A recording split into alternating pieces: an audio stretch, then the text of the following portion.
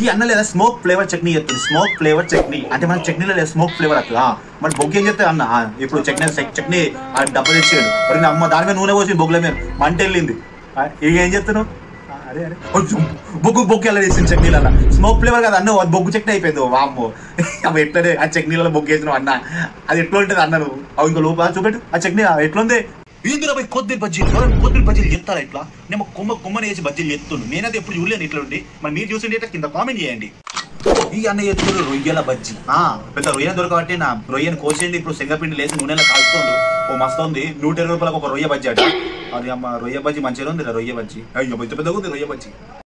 ఈ అన్నం చూడ పచ్చి మిరపకాయలతో ఐస్ క్రీమ్ చెప్తున్నాడు. పచ్చి మిరపకాయలతో ఐస్ క్రీమ్ రోల్ చెప్తుండు. ఆ చెయ్యి మొత్తం పచ్చిమిరపకాయని మొత్తం తుక్కు వేసిండు. అమ్మ పాలు పోసి అమ్మ తుక్కు చుంచి అయ్యో అయ్యో అయ్యో అది ఐస్ క్రీమ్ తిన్నాక తీపి కారం అన్నట్టుంటది ఈ అమ్మని.